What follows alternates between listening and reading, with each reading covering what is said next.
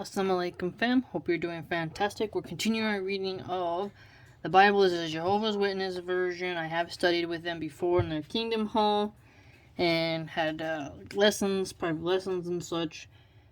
Read lots of their texts, but we're going to read the Bible beginning to end. This actually gives us a fuller understanding, not just memorizing talking points from people who don't even read scholars of this faith. So we're going to do the better thing, which is to read things for ourselves, to be fully aware of what we're talking about, and to read before we speak. Let's begin. If you have your Bibles and you want to follow along, you can also compare translations, which is fun. But if you don't want to compare translations, go ahead and get the Jehovah's Witness version 1. They give them out for free. If you want to be a theologian, it really helps. Okay. So, we're Judges, chapter 17, verse 1. Let's begin. Now, there happened to be a man of the mountains region of Ephraim, whose name was Micah. Okay, so, the mountain regions of Ephraim. Okay, Micah. Hey, that was a character's name in Red Dead Redemption 2. Video game character, yeah, Micah. Yeah, he gets shot in the video game. Interesting. Let's see if he's anything like the character. Or rather, the character is like him. In time he said to his mother, "The 1,100 silver pieces that were taken from you, and over which you pronounced a curse, and also said it in my hearing, look, the silver is with me." What? So she's got all this silver? What does she do? Whoa, that's kind of... I don't remember this. She made a curse over the money? And he has hold of it. "It was I who took it." At that his mother said, "Bless my son be of Jehovah." Okay, so that's really strange. He took that much money from his own mom. Accordingly, he gave back the 1,100 pieces of silver to his mother, and his mother went on to say, "I must without fail sanctify the silver to Jehovah from my hand for my son, so as to make a carved image and a molten statue, and now I shall give it back to you." What? Carved image, molten statue, silver. That's bizarre. So he returned the silver to his mother, and his mother took 200 silver pieces and gave them to the silversmith. And he went making a carved image and molten statue, and it got to be in Micah's house. What? Why would he do such an idle thing? Why? As for the man Micah, he had a house of gods. Say what? And he proceeded to make an ephod and teraphim, and to fill the hand of one of his sons with power, that he might serve as priest for him. In those days there was no king in Israel. As for everybody, what was right in his own eyes he was accustomed to.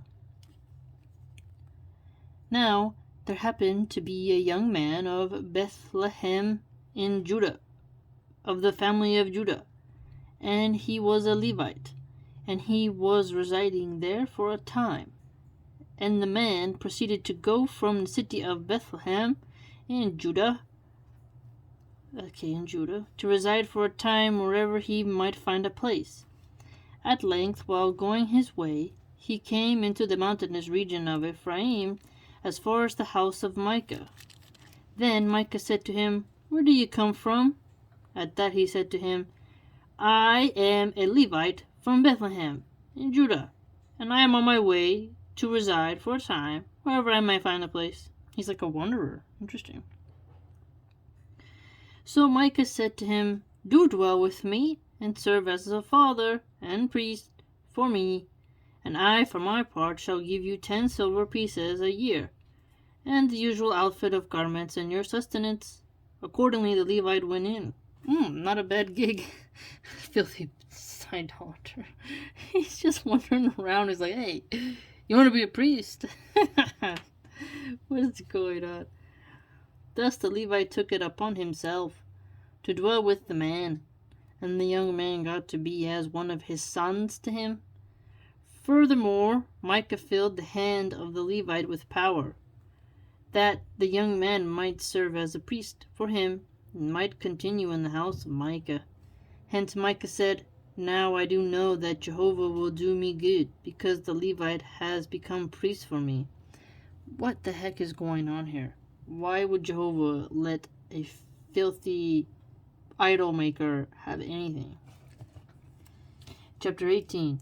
In those days there was no king in Israel. In those days the tribe of Dan, Danites, was looking for an inheritance for itself to dwell there, because up to that day an inheritance had not fallen to them in the midst of the tribes of Israel.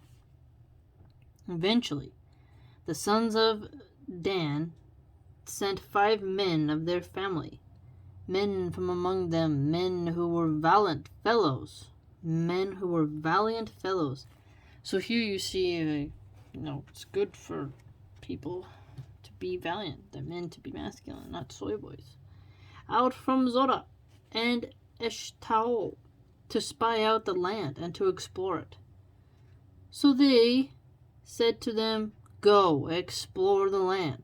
In time they came in the mountainous region of Ephraim, as far as the house of Micah, and got to spend the night there.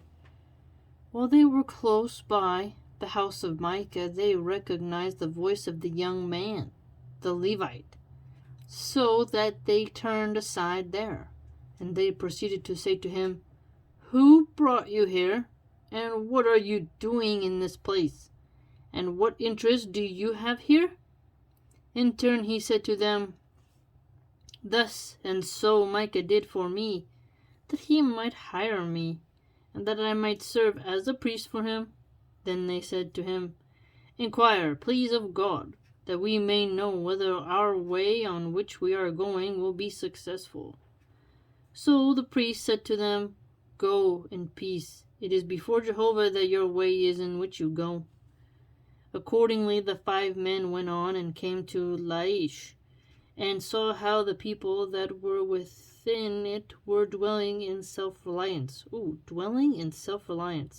According to the custom of the Sidonians, quiet and unsuspecting, and there was no oppressive conqueror that was molesting a thing in the land. While they were far from off the Sidonians, and they had nothing to do with mankind. Wow. So they're sounds like the Amish. At length they came to their brothers at Zorah and Eshtaol, and their brothers began to say to them, How was it with you?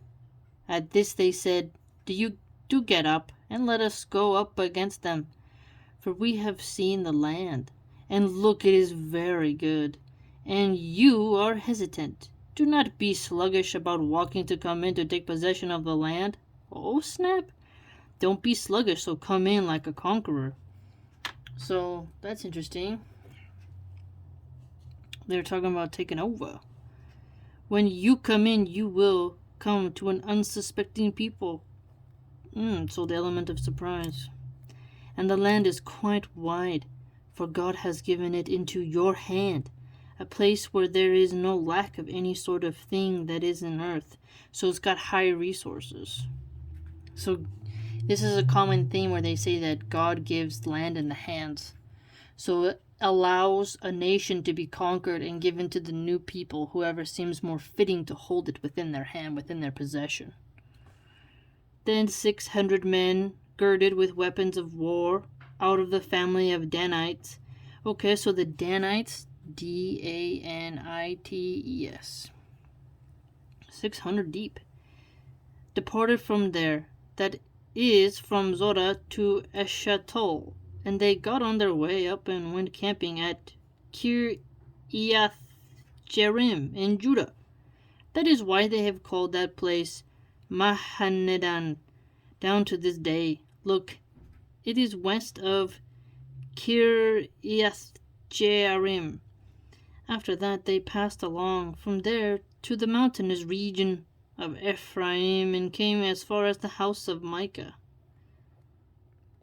Then the 5 men that had gone to spy out the land of Laish answered and said to their brothers, Did you know that there are in these houses an ephod and teraphim and a carved image and a molten statue? And now have in mind what you ought to do.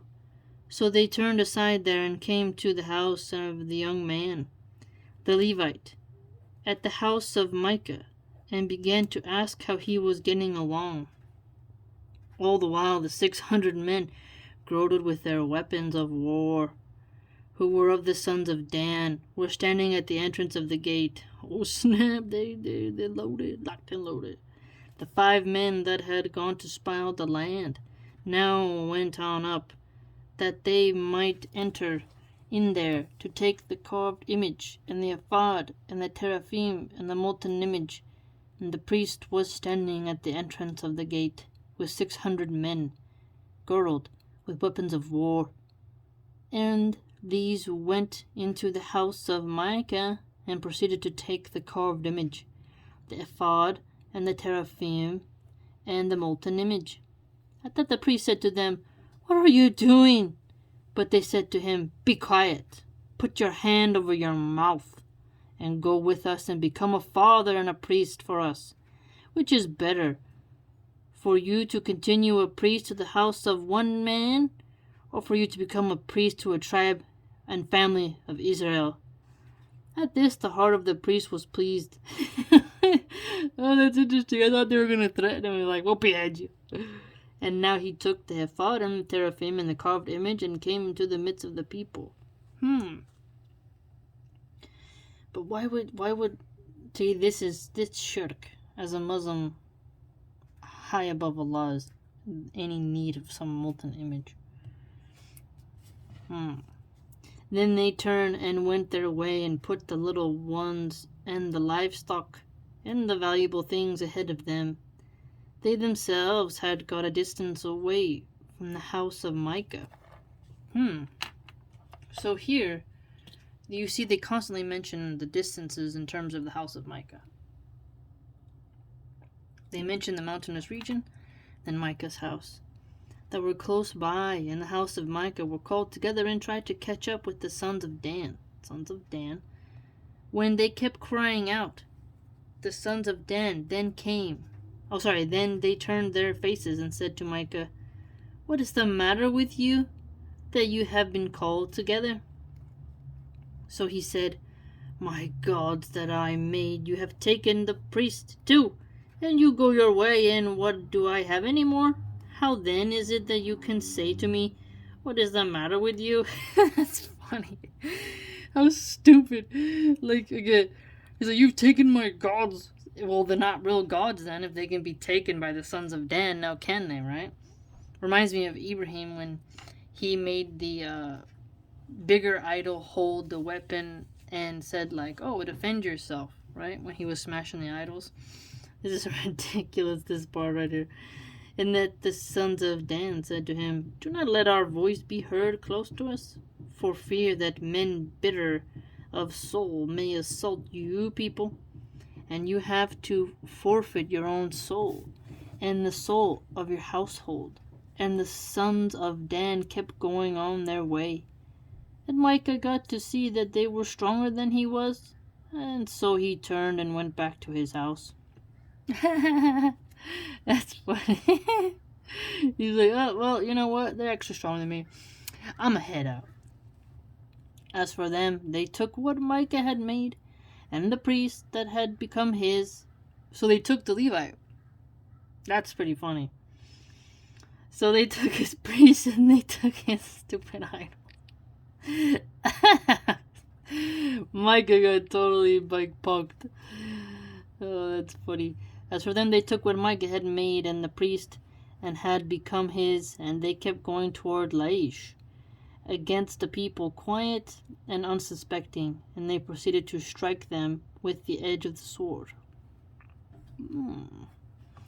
And the city they burned with fire. All burning and pillaged, and there was no deliverer, No one came to their aid, for it was far away from Sidon, and they had nothing at all to do with mankind, and it was in the low plain that belonged to Beth-rehob. Then they built the city and took up dwelling in it. Furthermore, they called the name of the city Dan, by the name of their father Dan, who had been born to Israel. Nevertheless, Laish was the city's name at first. After that, the sons of Dan stood up at the carved image for themselves, and Jonathan, the son of Gershom, Moses' son, he and his sons became priests to the tribe of Danites until the days of the land being taken into exile. Now see here, I mean, why would Musa Moses, who was a monotheist, who helped destroy the Egyptian empire, destroyed their idols, why would his son then serve the tribe of Dan, who had carven images?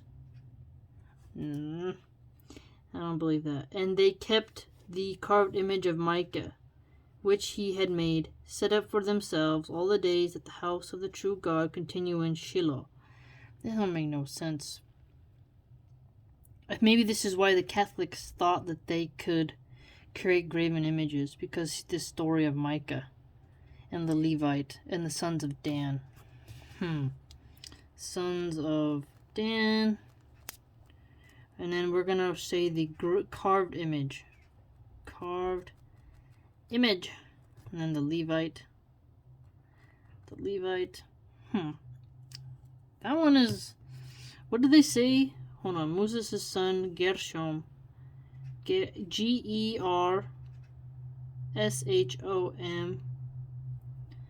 Moses' son. Well, alhamdulillah for Islam. Because I don't think that would make a lot of theological sense. Why would Allah Subhanahu love Moses so much, who was, didn't commit shirk?